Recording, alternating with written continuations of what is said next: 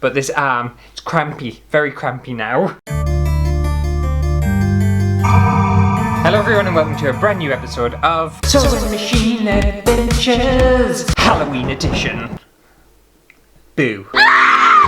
Yes, I thought I would do a little bit of a spooky horror kind of, well, it's not really a horror, but like a Halloween edition of the Sewing Machine Adventures series. And I thought I would make a cape. I know I've made a cape before, and the cape I made, I think was in the Wheel Picks My Crafts Challenge episode, one of them, and it was awful. To be fair, it was a good concept and a good idea. It was just made really, really badly. This was before I had my sewing machine, I think. So I kind of want to redeem myself and make a really nice, like proper high quality Halloween inspired cape. Technically you could wear this when it's not Halloween because I think it's going to be like very fashion, but it'll also look, it'll look perfect. I don't know what my hand's doing. It'll look perfect for Halloween, it will, trust us. It's going to look really, really good. I'm feeling very confident today. You shouldn't. So for this Halloween cape, I've bought a couple of what I consider quite like Halloween-y fabrics. So I've got this one here, and it's just like a bunch of eyes. How cool is that? I think that's well fun. And I could obviously just make this cape and have that be the inside and look proper like cheap and tacky. But I thought, you know what? This cape is 100% going to need like a gorgeous lining. So I bought this as well, this red satin. Like, look at that. These two together, yes please. I'm thinking that'll be the outside and this'll be the lining. But that'll be fun, won't it? I think so. Because certain fabrics you can get away without lining it. So like this one, for example, if I made a cape just out of this, you could kind of get away with it. It's not going to look too bad. But if I did this and it was that on one side and that on the other side, it's going to look proper cheap and naff. And I've got a bit to add to this at the end to kind of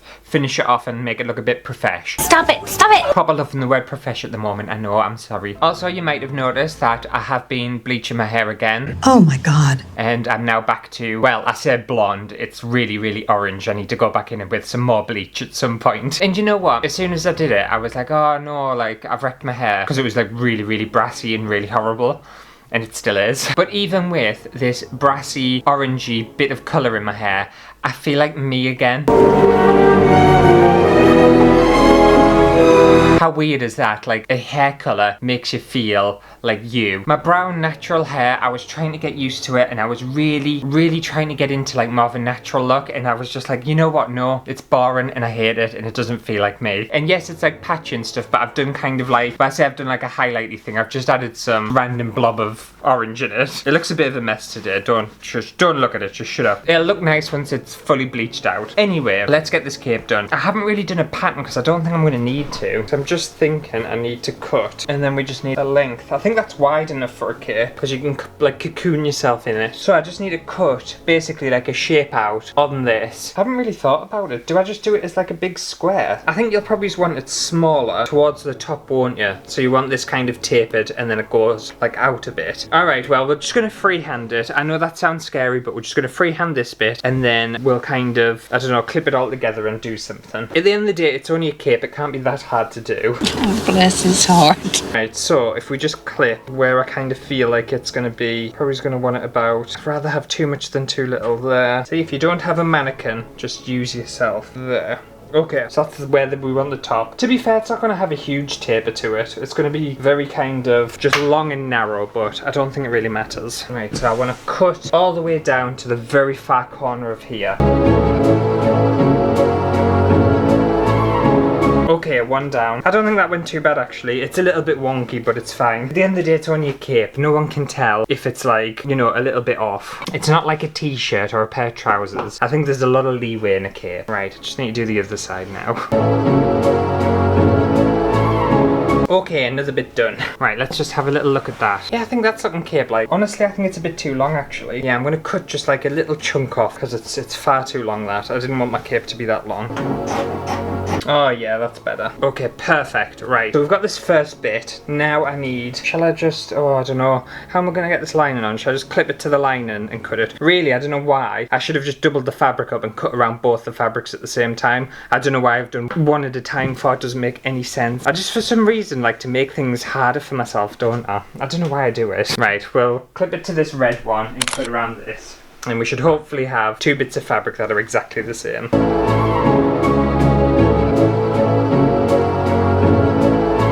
Okay, so I've got 2 bits of fabric cut. If you had seen, like properly, how jankily I just cut that, you'll be cringing, because as I was doing it, I was cringing so bad because I know I've done a really rough job of this. I should have, ideally, doubled the fabric and then cut the shape out. I don't know why I've done it this way for. Don't ask us. I know I've made a mistake. It's just, I'm clearly not awake, alright? I know I've already done a stupid brain fart, okay? That's what I've had this morning. But anyway, we've got one side eyeballs, one side red satin fabric, which looks lovely. And then, I'm just wondering how to sew this, because I'll show you this what I've got at the minute. So I'll show you my plan. I bought some of this stuff, and it's called bias tape or bias binding or something. And my idea for this is to trim all around the cape with this nice red, like, looking trim. I think that'll be nice, won't it? And it'll just kind of finish the rough edges off. So I don't feel like I need to sew this inside out and kind of like reverse it so that the seams are hiding and stuff. I'm thinking I can just do a rough sew of all of this together and then attach this to neaten it up. That's my thoughts on it. Is that right? No.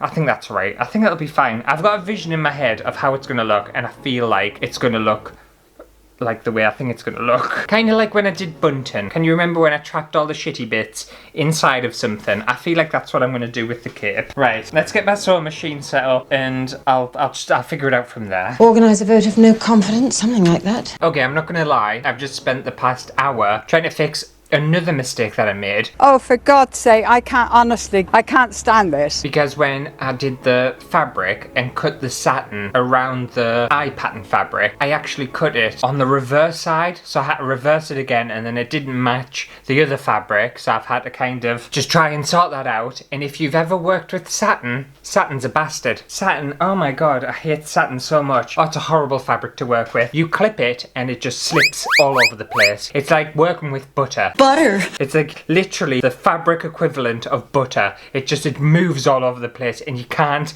keep still of it. But I've managed to clip it all together. I feel like Jumping off a cliff. it's a roundabout kind of right, I think, I hope. And now I'm going to attempt to sew it. And I don't even know how this satin fabric's going to perform with my sewing machine. Who invented satin for? Horrible fabric. I think I'll put it on a zigzag stitch because it's going to be, I need it to stay in place. Where's even the top of this? I'm just going to do a very rough stitch and then I can kind of cut it and like kind of sort it out at the end. I just want these 2 bits of fabric together, and then once that's happened, I can like kind of breathe. But honestly, it's just driving us crazy. And again, I'm sewing it the kind of right way and not inside out because I'm going to add that other stuff on, which will I even get there? I don't know at this point. I'm having a bit of a meltdown.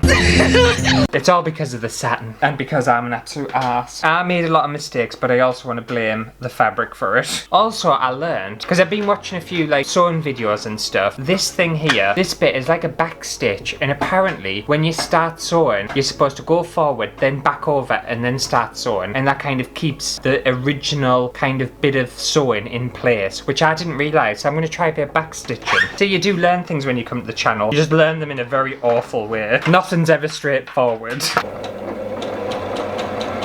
And then you're supposed to flick back and then back stitch it.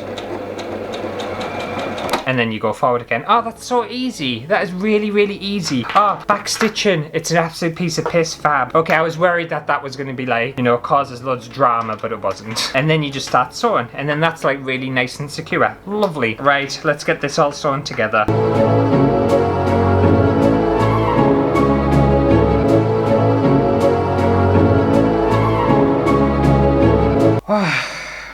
Felt like I had to concentrate a lot on that, and I'm not gonna lie, I think the first half of this sewing bit and this cape went really bad. It was really rough. The second part went a lot better, and I feel like I've come across 2 things. One, sewing cramp. My hand's really cramped up. Don't know why, don't know whether that's a thing, but this arm, it's crampy, very crampy now. And secondly, sewer's drift. I don't know whether I'm making these up or whether these are real terms that already exist, but at certain parts of sewing, your fabric and you just start to drift off, and then all of a sudden, everything's out of line and you don't even realise until it's too late. But I should technically have 2 bits of fabric that are attached. They want to be attached. If they're not attached, I'm going to scream. Oh, Oh, okay. Right, so I think they're fully attached. Fab. Oh, this cape's gonna be luxe. Ah, look at that. Fully lined. Oh my god. See, this is why you need to line a cape. Look at that. That just screams like I'm an elegant, fancy bitch. Okay, so now I need to sort this trim thing out. But I need to go around this and cut all this excess off because there's loads of like just excess bits and shitty bits that do not look good. And I want to tidy that up first before I even attempt to do that bias binding thing, whatever it is. I feel like I should have really sewn this inside out now, but never mind. This bias binding stuff, it better be nice and it better be easy to work with, because if it isn't, I'm going to be very unhappy. Don't you dare! Oh, that's looking neater already. I'm liking that. Okay, good. Good. Right, I'm feeling a bit more confident. Oh, I think this cape's going to look nice, you know. I know we've had a rough start, but I think once I'm done, it's actually going to look alright. But it's all about these kind of finishing bits. They're the really important part. One thing I'm learning as well about like sewing and stuff is I feel like no matter how kind of experienced you are at sewing and how much you know about sewing, I think there'll always be something that will come across and you'll be like, oh my god, I've never seen someone do that, or I've never seen that thing be used in that kind of way. I feel like with sewing there is so much to actually understand and to learn, and I feel like it's just a never-ending learning cycle. I think that's basically what sewing is. I think there are so many different techniques and different styles and different fabrics, and someone who knows their shit and knows sewing really, really well, like in and out, they must literally live and breathe and eat and drink and, you know, smoke sewing. Oh shit! Because there's just so much to it. Yes, you can get like the basics down and stuff, but there's just so many different things. That's what I'm like understanding. Because like bias, I didn't realize the bias of a fabric, I think it's called a bias or whatever, is the diagonal bit that goes across the length of the fabric, if that makes sense. And then there's like different things about the way a fabric lies and the kind of material. It's just very complicated. Lots of things to know. So that's why I like to learn a little bit here and there as I'm going, and hopefully it sticks. I know lots of people have been giving us tips and advice, and I do apologise if I forget them or I don't use them. It's because I have a terrible memory. I have a really bad memory. What? Don't even get me started on names. I am shocking with names. Someone will tell us their name and it'll take us ages to actually learn what their name is. What? And before anyone says anything, no, it's not because of old age, alright? I've been like this for a while now. You know, I'm trimming this all off and I'm looking at my sewing. It's actually not too bad, you know. I haven't come across any kind of really bad bits yet. Oh wait, oh we're getting there now actually. I spoke far too soon. This must be the first half that I did, because this is shocking. I'm surprised that eyeball fabric's even attached to this bit. It's hanging on by a thread. Literally a thread. Okay. Oh, looking neater already. I'm just thinking, I don't know whether I'm going to be able to hide all this stitching with this bias stuff. I don't even know how it works. So this stuff, it's basically like a little kind of channel. But I don't know whether I'm going to use it like that, because I'm thinking of just taking it and just splitting it in half and then just using it as like a trim. And I don't think that's how you're supposed to use it. That's kind of how I want to use it. Maybe I just want like a trim around the top instead of around the entire cape. But then I should have really sewn it inside out. If I'd known it was going to be like this, I would have sewn it inside out and it would have been so much neater. Next time, if in doubt, just sew it inside out. That should be the motto. If in doubt, sew it inside out. And then at least you've got that option. So maybe I just need to sew some trim along the top. Actually, if I sew some trim along the top and leave this bit how it is, then at least the top will kind of, I don't know, it'll look a bit different from the rest, won't it? Right, I'm just gonna cut some of this off, clip it onto here, and we'll sew it on. And I also want to extend it out, so I've got little tie bits, so obviously I can tie my cape. And then I think we should be done. I feel like this has been a bit of a chew on, I'm not gonna lie. I feel like I've made a lot of mistakes, and I don't know, I'm very disappointed with myself. Although this cape is gonna look lovely, it's gonna look very nice still, it could have looked like a million times better. You know, that's when like it hurts, when you know for a fact you could have done better. It's that whole thing of like, I'm not angry with myself, I'm just disappointed. I'm just very, very disappointed. And that's way worse than being angry. Okay, and here's the finished cape. And I know what you're gonna say. Hang on a second, this looks a little bit different from what you'd planned. Yes, I had to get a Christmas ribbon that I already owned because for some reason, this stuff, I just couldn't get it to clip.